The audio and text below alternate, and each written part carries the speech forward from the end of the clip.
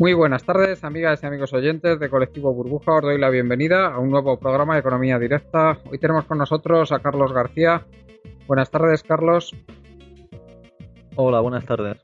Tenemos a Juan Carlos Cabrero. Buenas tardes, Juan Carlos. Hola, buenas tardes.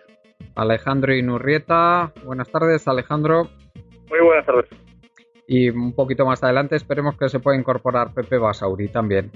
Hoy vamos a hablar de bancos centrales, vamos a hablar de petróleo, vamos a hablar de qué es lo que va a pasar con la política de los bancos centrales y cómo puede influir también en el sistema financiero mundial. El Banco Central Europeo ha mantenido tipos en mínimos y sin embargo se prevé que para el día 14 la Reserva Federal, casi con seguridad, ahora mismo los analistas están dando el 100% de probabilidad de que la Reserva Federal suba pues un cuartillo los puntos ahora el día 14 de marzo. Vamos también a hablar de la actualidad del mercado inmobiliario. El mercado inmobiliario que está teniendo mucha inversión extranjera.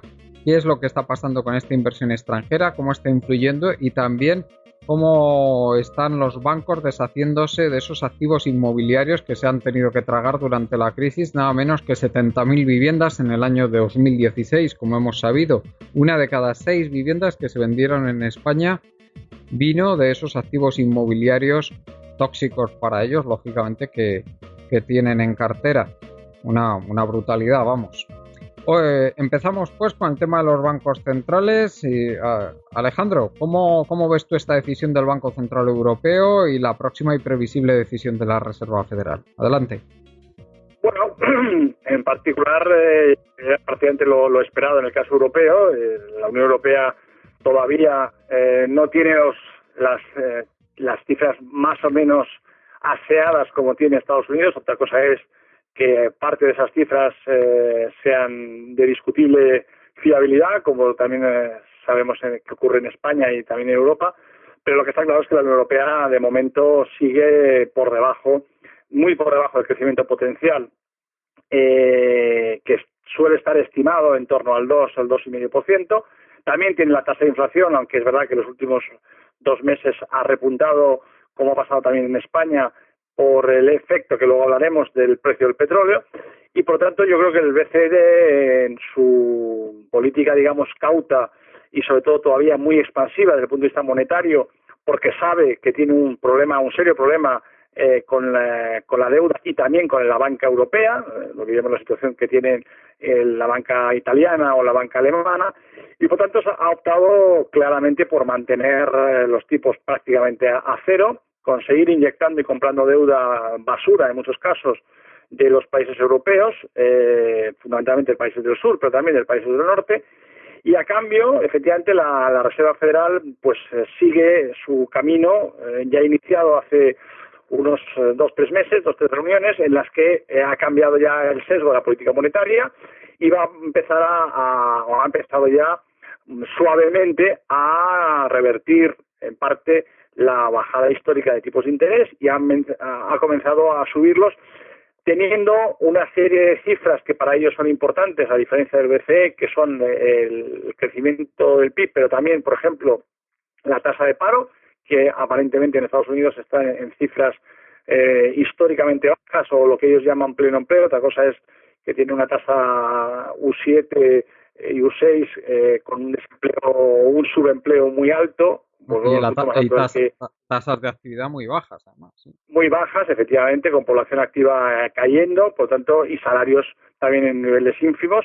Por tanto, es una situación que aparentemente para la Reserva Federal es óptima, pero sabemos, los que analizamos con otra visión la economía internacional, pues que todavía no presentan una salud económica, sobre todo una salud macroeconómica, pero también microeconómica, lo suficientemente solvente como para pensar en un cambio tan drástico. Que de momento es verdad que lo está haciendo de forma muy suave, anunciándolo además, con lo cual prácticamente todos los mercados ya lo tienen descontado, pero también tienen otra variable que les está enchufando mucho optimismo, que es la burbuja bursátil que existe, especialmente a partir de la llegada de Trump, que se ha disparado y se ha desbocado, pensando que Trump va a ser de alguna forma el rey Midas que solucione gran parte de los problemas norteamericanos, que son problemas de inversión, como le pasa también al resto del mundo, pero en Estados Unidos hay un gravísimo problema de inversión pública y de infraestructuras que si cumple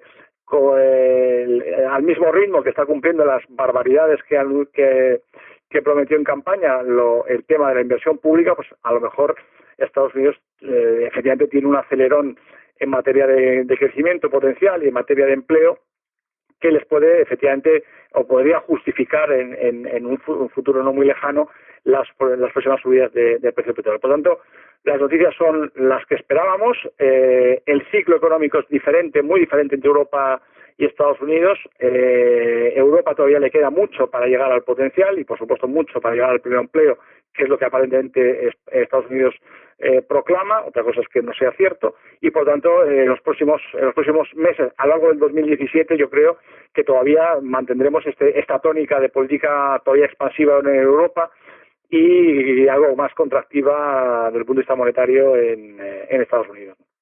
Quería comentar también este récord que ha habido en los desequilibrios en el eurosistema, con el Target 2 de España casi igualando al de Italia. Pero bueno, hablaremos un poquito más adelante de ello, por lo menos haremos un comentario. Pero antes de eso vamos a seguir comentando sobre los bancos centrales. Carlos, coméntanos, ¿qué te ha parecido la decisión del Banco Central Europeo y también sobre la previsible de la Reserva Federal? Sí, vemos que hoy ha salido Draghi bastante triunfante, ha aguantado este nuevo asalto y ha mantenido los tipos al 0%, las compras de deuda masivas, de deuda de los Estados miembros y solo hay que fijarse en los interbancarios para ver que prácticamente o están igual o siguen bajando. En este sentido, subir los tipos en este momento no creo que sea lo más idóneo, vamos, porque la economía sigue enfriada.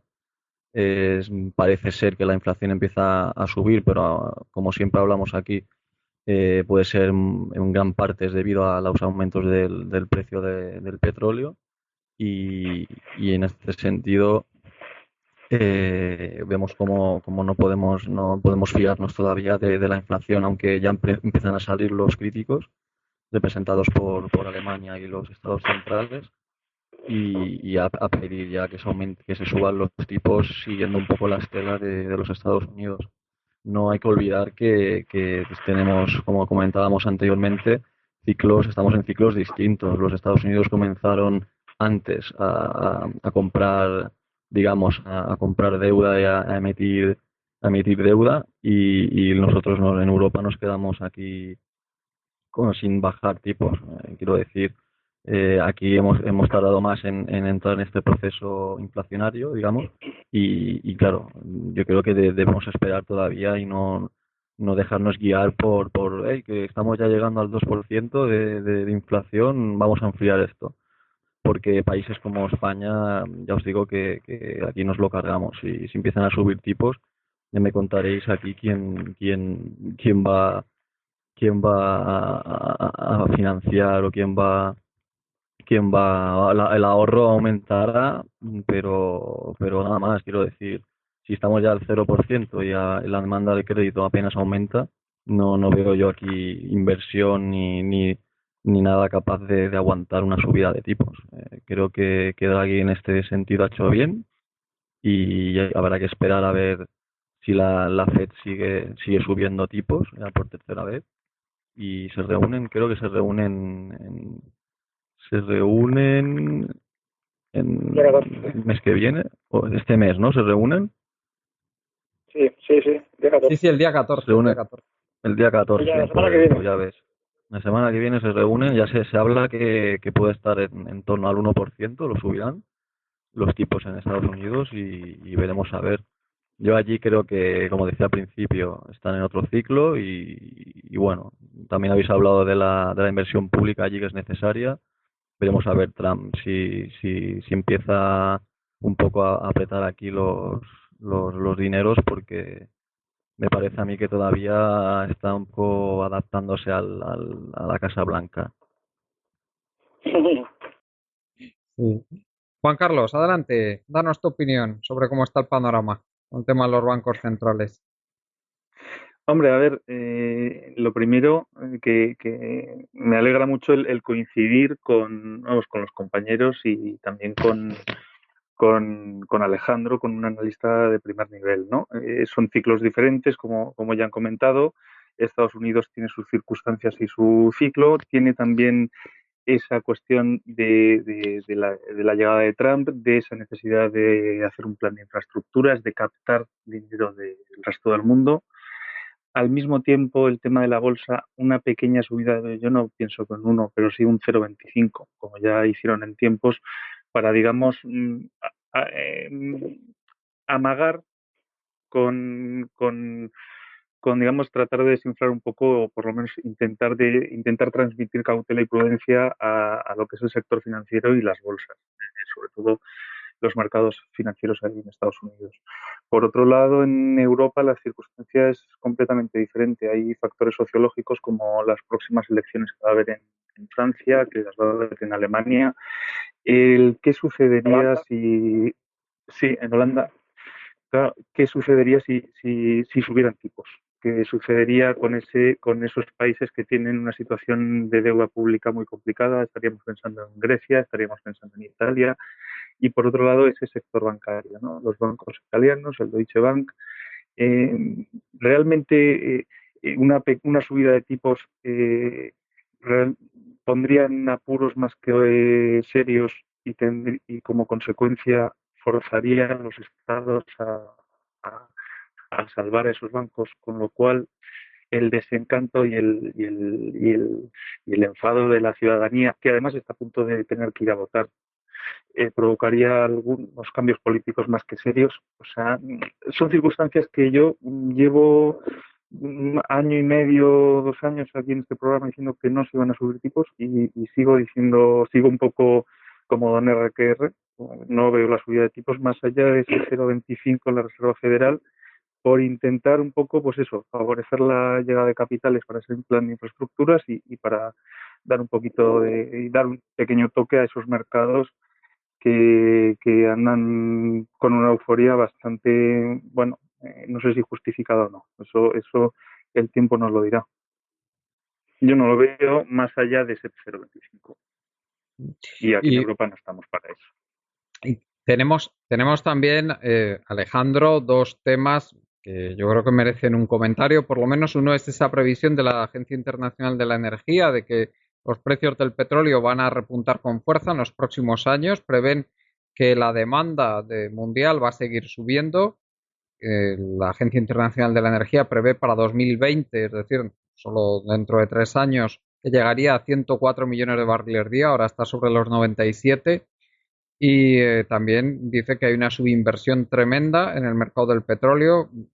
Yo he hecho una estimación, porque ellos no dan cifras, pero yo he hecho una estimación con las curvas de tendencia de la inversión de los últimos 12 años y a mí me sale que hay más de 200.000 millones de subinversión en el mercado, lo cual no creo que esté muy lejos de la realidad, lo que es casi un 50%. Y el otro tema muy interesante, que si quieres podemos hacerte en un comentario, es el tema de los desequilibrios en el Target 2, que estamos ya... España ha tenido un repunte importantísimo en el mes de febrero, salieron los datos hace muy poquito, a 1 de marzo el Banco Central Europeo ha indicado que España está ya a punto de alcanzar a Italia en este tema, por encima los dos países ya de los 350.000 millones de euros de desequilibrios, y Alemania, que es la otra cara de la moneda, pues por encima de los 700.000 millones con saldo acreedor, sí, en el otro lado. Exacto. Vamos a ver, por empezar por el tema del petróleo, bueno, yo parto de una premisa y yo creo que también hay que tener cuidado con las estimaciones de la Agencia Internacional, porque últimamente se equivoca de forma palmaria en muchas de sus estimaciones, lo cual es lógico también, porque yo creo que en los últimos años, sobre todo en la crisis, ha sido realmente imposible, yo creo que prever cómo iba a evolucionar la demanda de energía, la demanda de petróleo, máxime cuando se han solapado, como decíamos antes, también dos ciclos, uno el ciclo americano y otro el ciclo europeo y por qué no también el ciclo asiático, ¿no? Vamos a ver, lo que es una realidad es que los precios bajaron de forma artificial, yo creo, demasiado, y ahí hubo componentes no solamente económicos, sino también políticos y de geoestrategia. Había ciertos intereses en que algunos países pues tuviesen problemas por su situación incluso interna, tipo Venezuela, tipo Rusia, y de alguna forma se maquilló de alguna manera el precio y por lo tanto a esos precios hubo efectivamente una caída muy brusca de inversión, porque todos sabemos que según qué zonas a partir de un umbral de precio por debajo del cual no es rentable hacer ningún tipo de inversión en la extracción, etcétera, etcétera.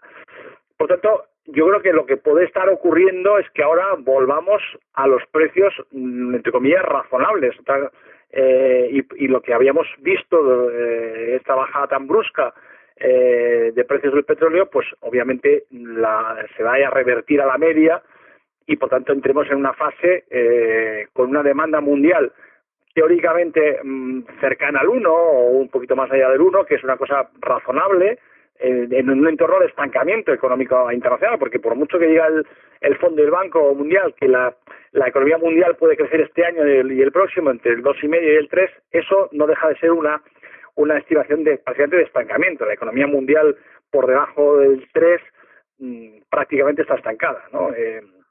Y por tanto volveríamos efectivamente a tener los precios previos incluso a esta caída tan brusca, y eso lo que sí va a ocurrir es que las inflaciones a nivel mundial van a revertir de nuevo a los niveles que tenían o similares a los que tenían antes de entrar en la crisis, pero con un agravante, y es que esa inflación tampoco resulta ser una inflación estrictamente de demanda, sino más bien una inflación de costes provocado por este movimiento, digamos, este impulso compensado, que es lo que podría estar ocurriendo entre la caída tan brusca y de nuevo volver a esta situación.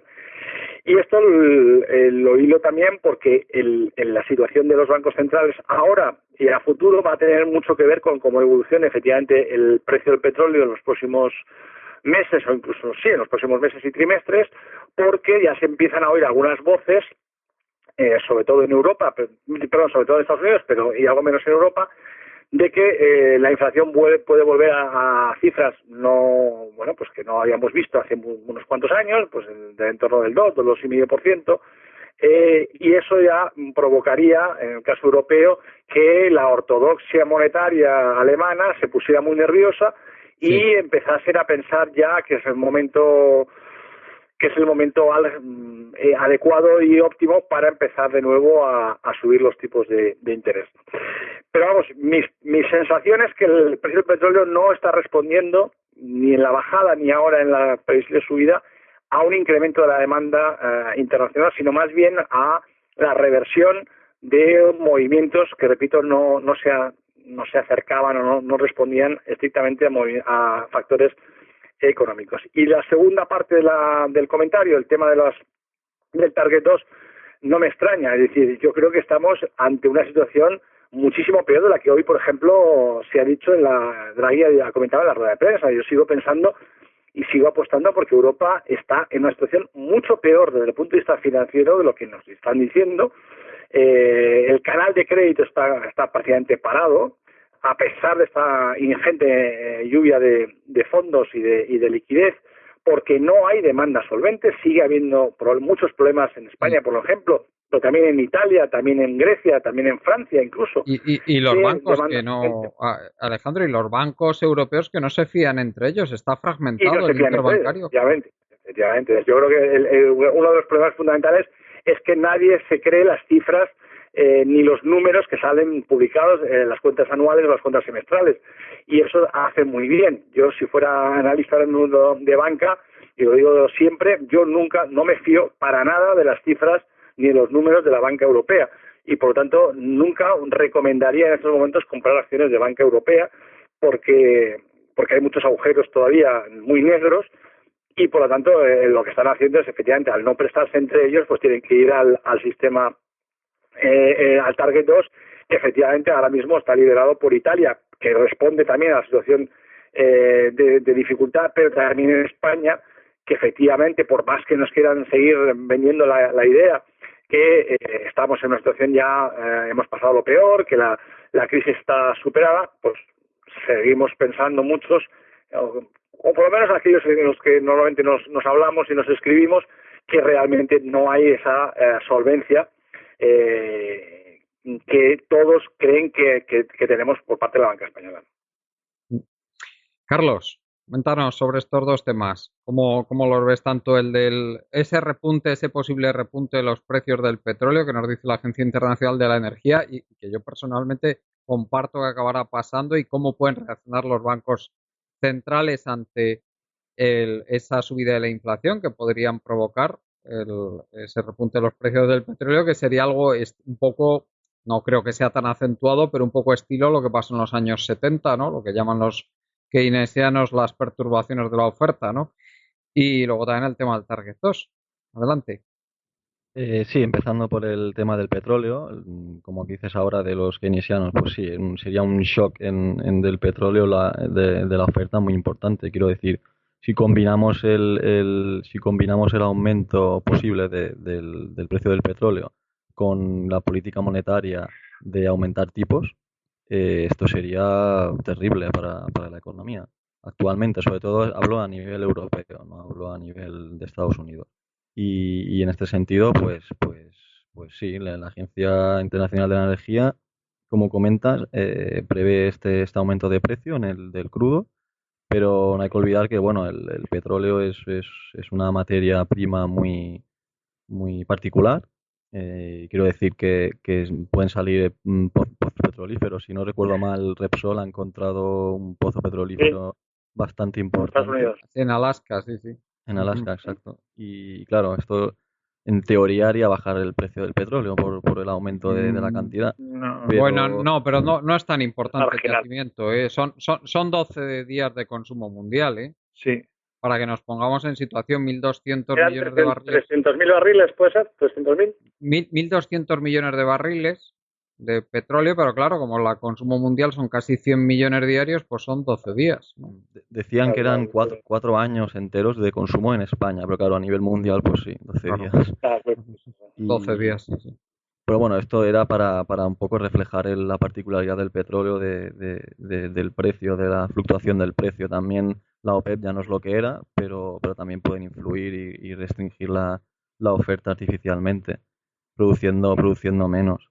Y sí, o sea, si acaban subiendo los precios, pues va a ser un golpe bastante duro para primero los Estados Unidos, que ya está subiendo los tipos, y Europa ahí pues se puede beneficiar si siguen como están hasta ahora.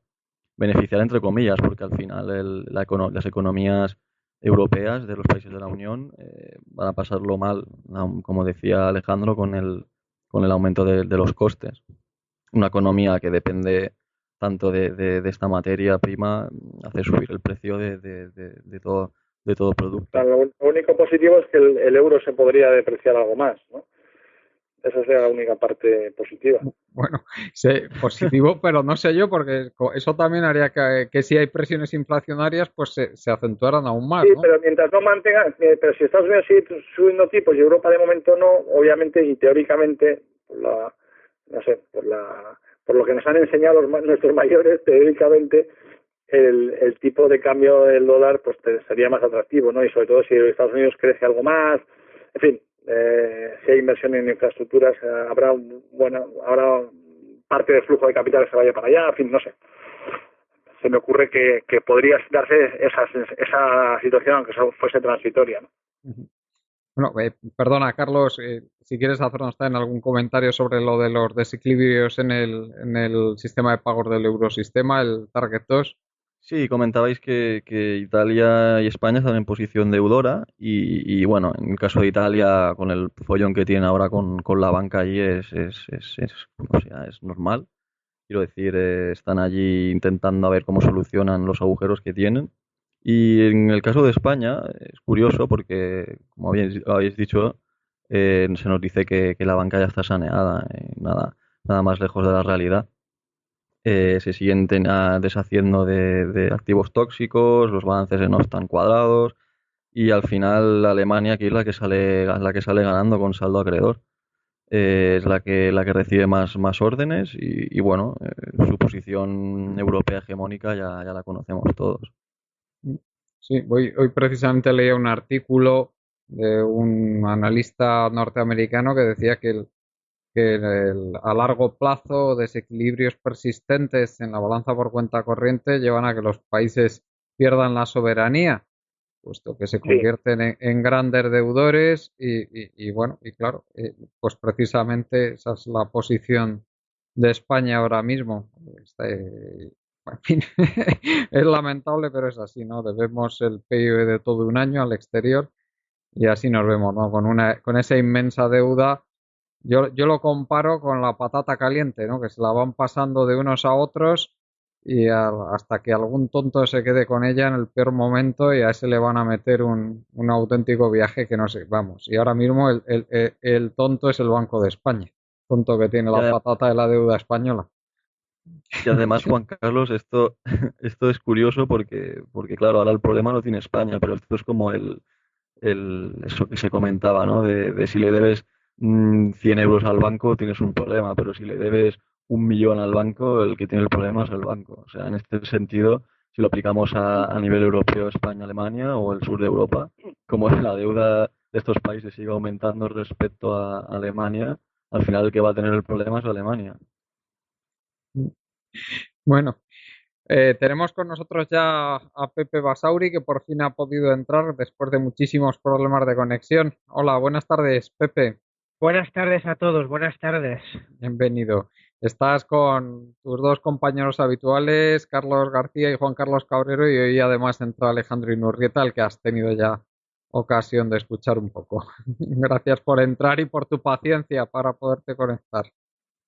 Muy bien. Bueno, voy a pasar la palabra a Juan Carlos Cabrero y luego te paso la palabra a ti para que nos des tu opinión sobre el tema este del posible repunte de los precios del petróleo y de cómo puede influir en la política de los bancos centrales y también el desequilibrio este del eurosistema. Adelante, Juan Carlos.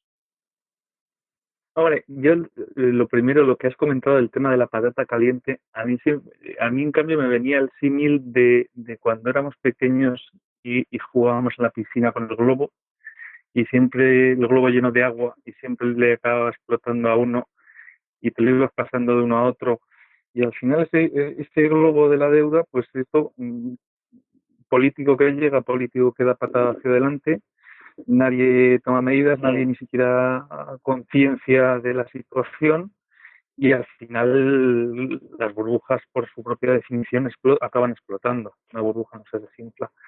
Y por ahí un poco también va la historia de todo esto de lo que estamos hablando, ¿no? El tema del petróleo es un asunto de enorme complejidad en el que yo soy un profano y que puedo aportar el transmitir lo que he ido leyendo estos últimos meses y tal vez años, pero no puedo tampoco hacer una aportación en profundidad como han hecho los compañeros. A mi juicio, y por lo que digo que he visto, ha habido también una sobreinversión en el tema del petróleo, también en gran parte provocado por los tipos de interés cercanos al cero y toda aquella burbuja que hubo con el fracking, ¿no? O sea, el fracking lo que tenía es que captaba una gran cantidad de crédito y que una vez que abres el pozo y una vez que empiezas a sacar petróleo, aunque de pronto baje el precio del petróleo, pero tienes ahí un pozo abierto bombeando en el que ya has hecho toda la inversión, pues ahí sigues, aunque pierdas, porque siempre es preferible perder menos que perderlo todo, ¿no? Y que bueno, que tarde o temprano, pues toda esa inversión en ese sector tenderá a una normalización, mientras que los precios y la demanda en un país, en un mundo finito, con un crecimiento y con unos países emergentes, pues tarde o temprano, a mi juicio, habrá una subida. O sea, yo creo que es más, o que fue más una consecuencia de esos tipos de interés bajos y el encontrar un sector donde hacer una burbuja. Y bueno, pues claro, también sucedió pues lo que acabó sucediendo. Luego, a ver, también el tema de la OPEP, que ya parece que se ha deshecho, o sea, ya no hay esas posiciones tan en común, la entrada de nuevos actores como Irán. Es un tema, una complejidad enorme. No sabría tampoco hacer predicciones con certeza, igual que en un momento dado me atrevo con el inmobiliario a hacerlo en este mercado. Del que Y hablaremos luego, ahora, sí. sí.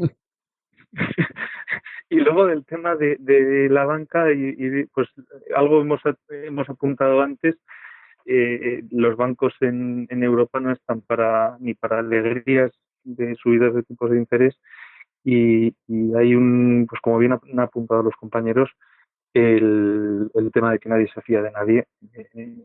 Entre ellos no se prestan, con lo cual tienen que ir al Banco Central Europeo y a partir de ahí, pues este índice que habéis comentado, el Target 2, pues lo que refleja es una realidad.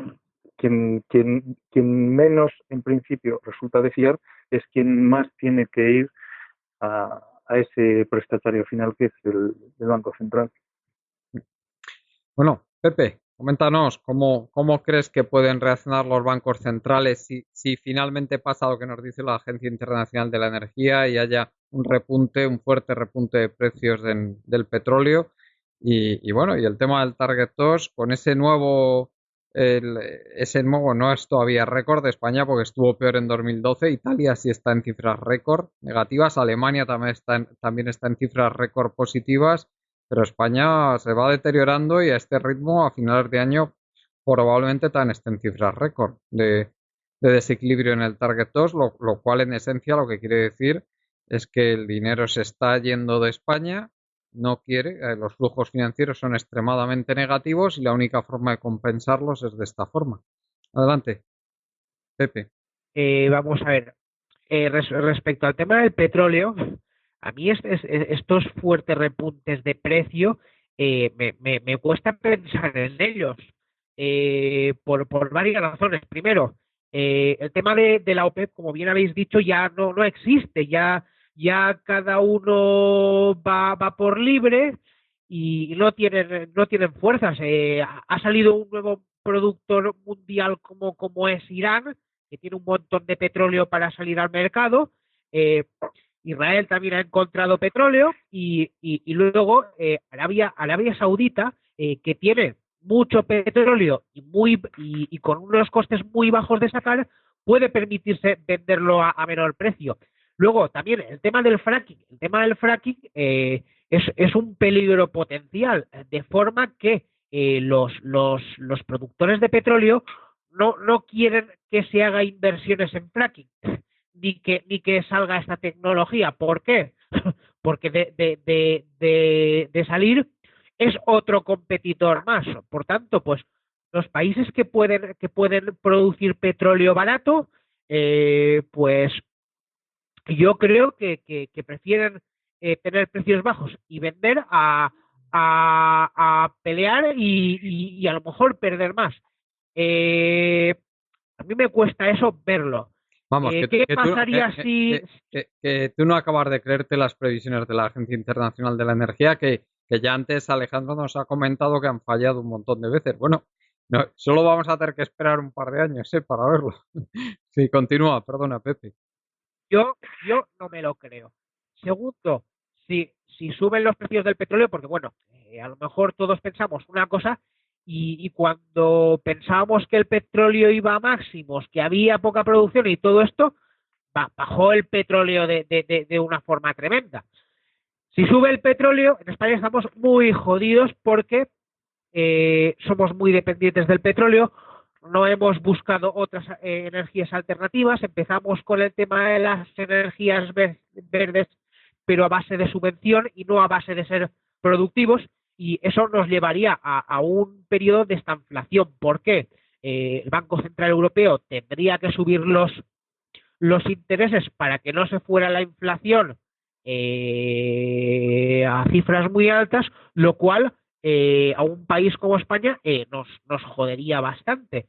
O sea, que tú crees luego, que no tolerarían subidas de la inflación, sino que reaccionarían subiendo tipos, ¿no?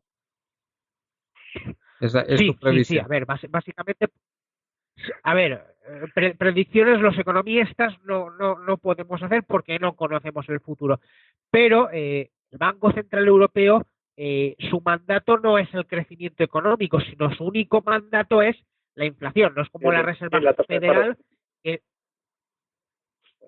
que se fija en el crecimiento económico y la inflación. Entonces, ¿qué es lo que pasa? Que si sube la inflación, el BCE tiraría a cortarlo enseguida. Y luego, también, ¿quién manda en el Banco Central Europeo? El Bundesbank, que es Alemania. Y Alemania sería la primera perjudicada con la subida de la inflación. Entonces, habría que subir tipos. Y en España es que no hemos hecho los deberes de una mejora en la competitividad y en utilizar de una forma más eficiente nuestros recursos. Sobre el tema del target, pues esto sigue igual, pero sigue igual en toda la eurozona. No se han hecho cosas. España cada día sigue debiendo más. Y los alemanes también tienen un problema. ¿Por qué? Porque los alemanes tienen mucho ahorro, los inversores privados, y no pueden tampoco permitirse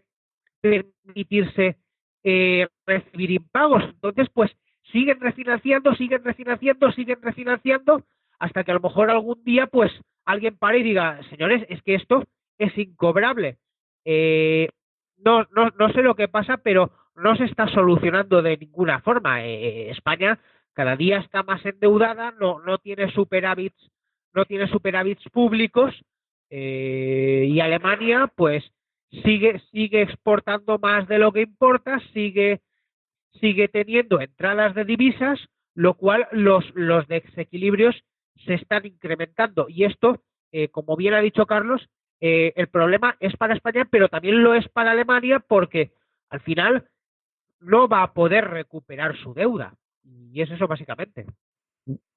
Bueno, pues si queréis, a no ser que queráis comentar algo más sobre esto, pasamos a hablar del inmobiliario, ya como último tema del programa, como quieras, Alejandro. Si quieres comentar ya cómo ves el tema del inmobiliario, cómo ves el tema de la inversión extranjera, cómo se están sacudiendo los bancos españoles esos activos tóxicos, como prefieras tú. Adelante. Bueno, yo creo que el sector inmobiliario es el sector, digamos, por excelencia, que está esperando gran parte del establishment político y económico que vuelva a florecer, precisamente para que España pueda crecer de forma sostenida.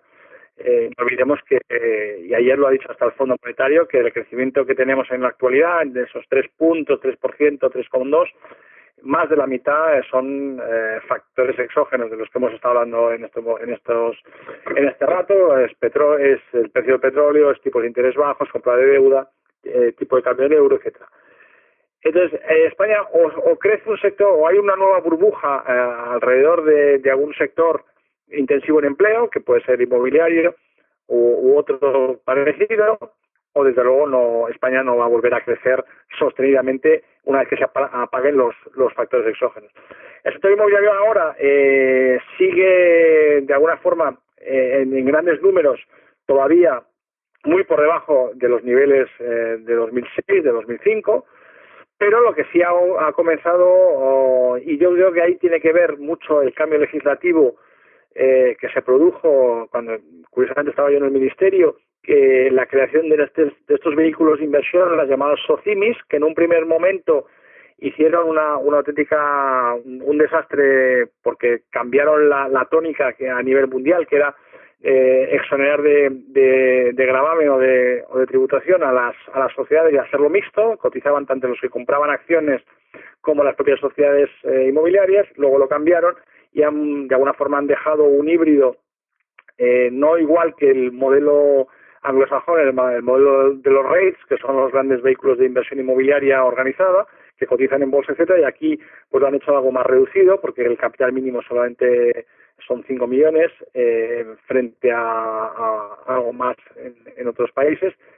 Y a través de estos vehículos se están posicionando tanto las antiguas inmobiliarias españolas, que muchas de ellas las que han sobrevivido, han creado este tipo de vehículo, como efectivamente los grandes fondos europeos y anglosajones y mundiales, que han visto el sector inmobiliario español pues una cierta ganga. Comentábamos antes que sobre todo se están centrando en vivienda de alto standing, en principio, en zonas urbanas, con rentabilidades interesantes. No olvidemos, por ejemplo, lo que se ha escrito sobre el famoso edificio España, que sin empezar prácticamente la obra, la rentabilidad simplemente del cambio de manos se hablaba pues de en torno a casi un 10%, ¿no? Eso quiere decir que está entrando dinero a través de fondos y están comprando las joyas de la corona en algunas zonas, por ejemplo en Madrid, en el distrito de Salamanca y otros distritos de alto standing. Pero lo que no ha empezado todavía es la gran burbuja o la gran masa, digamos, de población a hacerse a la compra. Tímidamente empiezan a repuntar las hipotecas, tímidamente empieza a repuntar la vivienda, todavía sigue siendo prácticamente todo vivienda usada, hay muy poca todavía transacción de vivienda nueva, y por tanto, bueno, se está con cuentagotas, está entrando capital, están repuntando, según ellos, los precios en algunas zonas, y una tipología de vivienda muy, muy particular, pero como tenemos estadísticas tan malas de precios y de cantidades en España, pues estamos un poco a oscuras de la realidad, pero lo que sí es verdad es que el sector inmobiliario, de momento, y esperemos que no vaya en esa dirección, nada tiene que ver con el modelo urbanístico y inmobiliario que tuvimos en los hasta 2005, 2006, pero sí está empezando efectivamente los bancos, que tienen mucho pasivo en balance ocioso y que les carga y les cuesta mucho dinero, porque además les cuesta capital, consume capital, y por lo tanto están intentando tirar los precios y lanzar al mercado. Es verdad que lo mejor que tienen, porque los bancos tienen muchísima morralla también y tienen mucha vivienda, incluso infravivienda, que va a ser imposible de colocar en el mercado, y por tanto lo que está saliendo es yo creo que todavía la parte más positiva, la parte más lustrosa del balance, sobre todo vivienda urbana de cierto nivel, pero está claro que todavía queda muchísimo pasivo ocioso que todavía tardará mucho tiempo en salir al mercado. Carlos, adelante, danos tu opinión sobre cómo va el tema de la inversión extranjera en el inmobiliario y cómo va la banca sacudiéndose esto. Por cierto, nos llegan comentarios aquí a Colectivo Burbuja reiterados de gente que nos confirma el trato preferencial que le dan a los clientes que quieren comprar algún activo inmobiliario de la banca a la hora de concederle hipotecas, claro. Unas facilidades impresionantes. Es inmediato. Sí. Sí, adelante. O sea, es decir, que ahí puede estar generándose también una cierta bolsa de crédito subprime, ¿eh? No nos olvidemos que en un momento dado, si se vuelve a deteriorar la situación económica, podría haber ahí también problemas para la banca de impagos muy importantes. Adelante, Carlos. Sí, comentas esto de Juan Carlos, de que si entras ahora mismo en una entidad bancaria y pides una hipoteca, pues lo primero que van a hacer es ofrecerte unas buenas condiciones y bueno, básicamente para deshacerse de lo que tienen. Lo están todavía desapalancándose en este sentido, tienen todavía muchos activos tóxicos, pero bueno, van vendiendo. Hablabais de los fondos extranjeros. Bueno, los fondos extranjeros, principalmente, como decíais, en Madrid, en grandes ciudades, se están centrando sobre todo en inversiones en inmobiliario para hoteles, para el sector turístico. También están comprando residencial, pero bueno, ahora mismo es lo que, sobre todo hablo de ciudades grandes, Madrid y Barcelona. Están invirtiendo y esto lo que hace es todavía más evitar que bajen los precios. Comentabais de que el sector inmobiliario todavía no está en números del 2005, 2007. Yo creo que habría que fijarse en números pre-burbuja, finales de los 90, principios del 2000. Quiero decir, los precios y Ahí nos va a decir Juan Carlos cómo estamos en relación a esos números. Ahora, perdona, continúa, Carlos. Sí, Exactamente, quiero decir, debemos fijarnos en precios no tienes razón. buceados, no podemos guiarnos por el como estábamos en 2007, porque eso es totalmente artificial. La infravivienda, también la habéis nombrado. La infravivienda, bueno, en relación a los fondos de extranjeros, obviamente no compran infravivienda No, y dudo mucho que ningún local compre. Quiero decir, y lo he comentado en otros programas, hay muchas viviendas que realmente para mí y para la gente no están en el mercado. O sea, no afectan a nivel de precios porque puede haber un stock de cientos de miles de pisos vacíos, pero que realmente no están, porque están no en están zonas habitables. de nueva, exacto, en urbanizaciones nuevas que están súper lejos de cualquier centro urbano, y luego, además de esto, nuevas, también las viejas, porque hay pisos y casas que se caen a pedazos y nadie va a meterse a comprar eso, exactamente. Y bueno, y nada, acabo diciendo que lo bueno, o sea, quiero decir, viviendas que salgan así gangas o buenas oportunidades en centros urbanos se venden. Juan Carlos, nos estaba preguntando Carlos precisamente por la comparación con valores pues previos a esa horrorosa burbuja inmobiliaria que sufrimos en los primeros años del siglo. Si nos vamos a años un poco más normales, de los que tengamos datos fiables o completos, que yo creo que podrían ser, pues a lo mejor año 95, 96, 97, ¿cómo nos encontramos? Estamos todavía muy por debajo, entiendo, ¿no? Sí, bueno, es que vamos a ver, hay un tema que tal y como lo llevo planteando durante los últimos años, yo no considero el mercado inmobiliario como un ente continuo y como un mercado en sí mismo. Y de hecho, consideraba ahí mis previsiones, por lo menos atisbo que se están cumpliendo, es el mercado inmobiliario de dos velocidades. Y además con motivos de compra totalmente distintos y perfiles de comprador totalmente diferentes. O sea, y por un lado, pues a ver, tenemos ese gran mercado inmobiliario, el que además a todos los que participamos en este sector nos gusta, ¿no? Que es el poder construir un inmueble para que una pareja joven cree un plan de vida y establezca ahí su hogar. Y en ese sentido, ahí lo que estamos viendo son muchos motivos, muchos factores que a mi juicio lo que tiran es hacia la baja. O sea, hablamos de desempleo juvenil, bueno, no me gusta juvenil cuando hablamos ya de menores de 30 años, ¿no? Las cosas hay que también ponerlas en su justa medida. Desempleo en menores de 30 años, sin un cambio de modelo productivo estamos con unos sueldos que no nos permiten ni mucho menos el que aquí pueda haber una burbuja en gran parte del sector inmobiliario y en muchas zonas pues la caída de precios ha sido muy gorda y va a seguir siéndola a mi juicio. O sea, por otro lado tenemos otro sector inmobiliario que es el que está siendo empujado por el sector financiero, por inversiones que van hacia lo tangible y por la búsqueda de la rentabilidad que no se está ofreciendo desde en cuentas corrientes, desde la bolsa para el que no es experto, desde en fin, derivados financieros y todo eso, que ahí hay una burbuja que asusta el miedo. Y en ese sentido, sí hay una presión compradora muy fuerte en zonas prime y en zonas, digamos, de elevado poder adquisitivo o que pueden ofrecer esa rentabilidad. Ahí estaríamos hablando, pues, Madrid, de distritos como Salamanca. Hace unos días estaba hablando con un agente inmobiliario especialista en esa zona, de esos que están a nivel de calle, que le conocen los porteros por su nombre, de que sabe quién, cómo y a quién se vende cada vivienda. Me hizo así sobre la marcha una estimación que podríamos estar hablando de un 40% de compras por parte de inversores y fondos de vivienda residencial. O sea, eso es una barbaridad y lo que nos indica es esa presión de compra. Por otro lado, pues también tenemos esos fondos comprando oficinas, comprando hoteles, comprando locales en esas calles de zonas muy buenas y con muchísimo tránsito.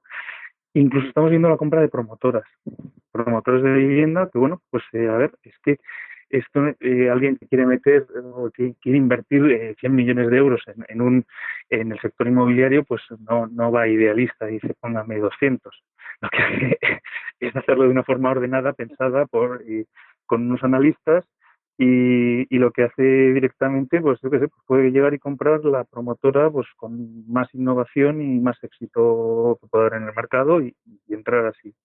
O sea, todo eso son mercados diferentes, motivaciones de compra diferentes y previsiones totalmente diferentes. En ese sentido es algo que llevo sosteniendo desde hace tiempo y en esas estamos. Y yo creo que esa va a ser la dinámica. Y mientras que a unos les aconsejaría prudencia, a esa gran mayoría, a esa minoría, digamos, pero con un elevado poder adquisitivo, yo creo que están haciendo lo correcto en el sentido. Y a mí, además, aprovechando que está hoy Alejandro, que es un experto en mercados financieros y muchas cosas, el preguntarle qué está motivando la entrada de tanto capital del sector financiero al sector inmobiliario. ¿Es la búsqueda de la rentabilidad? ¿Es la aversión al riesgo? ¿Qué está sucediendo ahí para que todo ese dinero de ceros y unos esté pasando a tangibles? Sí. Alejandro, si quieres, antes de pasar a... Básicamente lo has dicho tú muy bien. Sí, adelante. Decía adelante. que yo creo que lo has dicho muy bien. Vamos a ver. Sí, el sector inmobiliario siempre ha tenido un componente financiero. Siempre lo ha tenido porque desde mi punto de vista, hay un error de concepto, pero eso cada uno tiene su aproximación a este sector. Para mí la vivienda nunca debería de ser un bien, tú lo has dicho muy bien, un bien de inversión, sino más bien un bien de uso. Y por lo tanto debería tener una connotación diferente a la que realmente tiene. Pero desgraciadamente, y por eso hemos tenido una burbuja inmobiliaria tan salvaje, y seguramente volveremos a tener otra, no sé cuándo, pero sí volveremos porque esto es recurrente. Hay una parte de la población, una parte del sector, digamos, del ahorrador, que se sigue creyendo que el mejor activo, y sobre todo en épocas donde los tipos de interés son tan bajos como es el actual, que la mejor inversión es el ladrillo y la mejor inversión es el sector inmobiliario. Claro, volvemos a los errores y espero que la gente aprenda. Cuando en los años dorados se compraba sobre plano, se vendía al día siguiente. Cuando uno compraba un piso para alquilar y lo alquilaba y encima le pagaban a todos los meses, ¿no? Pero claro, esa situación, se ha dicho muy bien antes, de momento se ha acabado. España tiene un problema serio de empleo y desempleo y subempleo, tiene un problema de salarios muy elevado y tiene una situación ha caído bruscamente la fecundidad, ha caído bruscamente la formación de hogares. Todos esos factores retraen lo que es el modelo, digamos, tradicional del sector inmobiliario, que era construir para vivir, no construir para especular. Ahora hay grandes fondos y grandes capitales internacionales que buscan desesperadamente dónde invertir, y no olvidemos fondos de pensiones, es otro sector clave para entender también la entrada en algunos casos. Y luego también en España hemos llegado muy tarde a algo que comentaba anteriormente, en los vehículos de inversión inmobiliario tradicionales. Antes normalmente uno se compraba un piso y ya era un inversor inmobiliario. Hoy día puedes invertir a través de grandes fondos, a través de los REITs anglosajones o las SOCIMIs europeas, bueno, españolas en este caso, que es un modelo muy particular de España. Los family office también. Hay mucha gente con patrimonio inmobiliario que lo ha convertido no en SOCIMI, pero sí en family office. En fin, tenemos un conglomerado de capital que busca rentabilidad, y tenemos un conglomerado también de vivienda ociosa que busca ser vendida y por lo tanto sacarle jugo y rentabilidad a la inversión inicial. Yo creo que ese matrimonio es lo que está ahora mismo favoreciendo esta eclosión de capital al sector inmobiliario, fruto de la ausencia, efectivamente, y de cierta aversión al riesgo que se podría estar produciendo, porque no olvidemos que la situación en los mercados de riesgo es tremenda. Es decir, hay una bomba de relojería por debajo hoy día de los mercados financieros, del sector bursátil, los derivados y la deuda pública, que estallará en algún momento y habrá mucha gente que se quede pillado, pero y esa otra gente está buscando algo mucho más seguro, que es comprarse efectivamente inmuebles. El sector terciario, lo ha dicho muy bien, no sé quién lo ha comentado, o sea, José Antonio, pero el sector terciario efectivamente está tirando mucho del sector inmobiliario, algo menos el sector de centros comerciales, porque están de alguna forma en desuso, pero sí el sector terciario, el sector hotelero y el sector residencial de alto standing, pues es el que efectivamente está recibiendo gran parte de este dinero ocioso, que hay muchísimo alrededor del mundo, ¿no? Bueno, vamos ya para ir cerrando el programa, a pasar el último turno de palabra a Pepe para que nos dé su opinión sobre todos estos temas del mercado inmobiliario tan interesantes. Recordemos que aquí el inmobiliario ha sido tradicionalmente nuestro tema estrella, el tema estrella de Colectivo Burbuja, y precisamente fue por el que se creó esta asociación allá a primeros del año 2010, aunque la idea venía ya del año 2009. Pero en fin, Pepe, adelante. Vamos a ver. Primero, antes que nada, decir que si nuestra economía tiene que crecer por el sector inmobiliario y el de la construcción, mal vamos, porque es un sector que no se va a poder recuperar y que bueno, pues va a poder aportar algo al crecimiento económico, pero no mucho, no mucho. Tenemos que buscar otros sectores. ¿Y qué? El sector inmobiliario. El sector inmobiliario es un sector muy heterogéneo. Hay viviendas y, e inmuebles de todo tipo, desde oficinas, viviendas residenciales en lugares prime en el barrio de Salamanca, en Madrid, a viviendas en un pueblo allí en Cuenca, otro en Teruel, donde allí no va nadie. Los cuartos y los quintos sin ascensor, que eso no lo quiere nadie, que es lo que es la infravivienda. De eso hay mucho. Los bancos han podido limpiar sus balances bastante, rebajando mucho los precios de viviendas pues que estaban bien y que las han podido vender bastante bien a sus clientes. Por ejemplo, Solvia se hartó a vender viviendas porque bajó mucho los precios y se deshizo de toda la mierda que le vino de la CAM. Entonces, eso es muy importante, pero ahora queda mucha vivienda que eso es invendible. Ya no en Madrid, pero si venimos a Castellón, a Cuenca, Teruel, a Tarragona, a Ciudad Real, pues cuartos y quintos pisos sin ascensor, si además está la reforma, pues eso no lo va a comprar nadie, o se va a comprar por 5 o por 6.000 euros. Porque, por ejemplo, hay viviendas, cuartos y quintos sin ascensor, que están a 20.000 euros y no los compra nadie a 20.000 euros, que cualquier persona que haya tenido trabajo y haya podido ahorrar un poco, más o menos lo tiene y lo podría pagar al contado. Otra cosa que también ha hecho la banca, que es lo que se ha comentado, es dar muy fácilmente créditos para las compras de su vivienda. Y habíais comentado que esto podían haber sido, serían nuevos préstamos subprime. No son préstamos subprime por una cosa, porque es que la banca no suelta ese dinero ya lo soltó. Entonces pasa de tener un deudor que sabe que ya no le va a pagar y por eso se ha quedado con la vivienda, a otro deudor que puede ser que sí que le pague. Entonces, ya no es un crédito subprime porque el crédito subprime ya fue en su día cuando lo dio. No, el banco no pone dinero. Eso creo que es importante.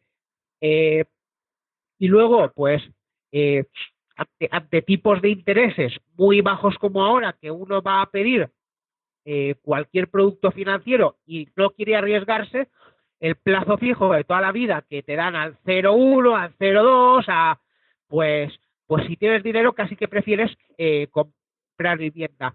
Yo, el tema del sector inmobiliario sí que puede ser un tema de negocio y un tema en el que invertir, en el que poder comprar viviendas, en el que haya fondos que inviertan las OCIMIS, y puede ser un sector interesante. ¿Por qué? porque vamos a ver, en este país no es solo comprar para vivir, sino que también es interesante que la gente también se interese en alquilar. Y para poder vivir en una vivienda de alquiler, antes tiene que haber alguien que la compre. Entonces, es interesante que haya sin sociedades duda. que compren viviendas y que compren estas viviendas para alquilar. Sí, dime. No, No, Cuerva, decía no, que sin duda, que es verdad, no, yo no, Sí, sí. no sí, continúa, Pepe. Es eso básicamente. No, yo lo que no me parece un tema al que se tenga que dedicar la gente es hoy compro una vivienda para venderla de aquí 2 años porque va a subir un 50%, ¿no? Pero Los sí que me míticos, parece, los míticos pasapiseros, ¿no? ¿Te acuerdas, no? sí, pero, Aquella- pero no me parece nada mal que haya personas, que haya sociedades que se dediquen a invertir en el inmobiliario. ¿Por qué? Porque yo compro pisos, nosotros compramos pisos, como por ejemplo, bueno, ahora con el crowdfunding está Housers, que compra viviendas, en este caso, pues, en las zonas prime de Madrid y Barcelona, para alquilar. Pero me parecería muy bien que haya sociedades que se dediquen a comprar viviendas para después, de forma profesional, alquilarlas a familias. ¿Por qué? Pues porque todo el mundo no tiene por qué ir a comprarse una vivienda, sino que también se puede vivir de alquiler, lo cual es, es, yo, es, yo, yo, yo es, llevo es toda mi vida interesante viviendo en también alquiler, de poder hecho. vivir de alquiler. ¿Qué? No, que te comentaba Alejandro que ¿Qué has lleva toda dicho? su vida, que Alejandro te comentaba que lleva toda su vida viviendo alquiler, sí. ¿Y cuál es el problema? Una persona que hoy vive aquí, mañana allá, Uno, aquí y uno. todo esto, pues, ¿por, por, ¿por qué no puede vivir de alquiler? Entonces Perfectamente. es eso. Luego, mucha gente se ha protegido de la inflación, se ha protegido de la inflación de la siguiente forma. Yo tengo dinero y como tengo dinero, pues me compro una vivienda para vivir o para alquilar, porque con la subida del precio me protejo de la inflación. Eso, con los tipos de interés de hasta 2 dígitos que hemos tenido, muchas veces la gente se ha protegido de la inflación comprando vivienda. Y es eso, y sí que es verdad que actualmente los que compran inmobiliario para invertir, pues lo hacen más en las zonas prime para alquilar, viviendas en zonas prime, temas de oficinas para alquilar. Y me gustaría más que las sociedades también empezasen a comprar viviendas de familia normal para coger y luego alquilarlas a familia, para que haya gente que, que pueda vivir de alquiler. Y luego todo tema de suelo y todo esto, que eso yo pienso que costará mucho, porque ahora edificarse se va a edificar poco. Y luego pues también está todo el tema de todos los activos que le ha tocado comerse el banco malo, que eso es un pozo sin fondo y que de todo eso poco se va a recuperar. Y es eso lo que pienso. Mm.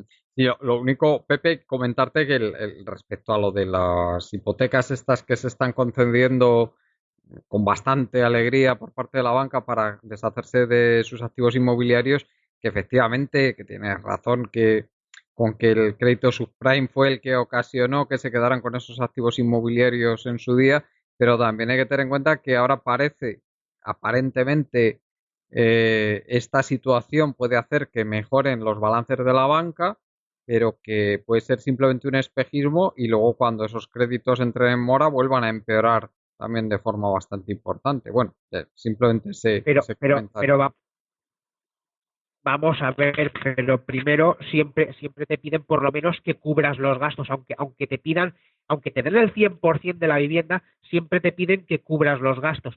Y luego los propietarios van a ir pagando cuotas y van a devolverle dinero al banco. O sea, el banco, aunque tenga fallidos, siempre va a recuperar parte del dinero, porque es que el crédito subprime no es el que da hoy, sino es el que dio en su día. Y bueno, pues más vale perder parte que perderlo todo.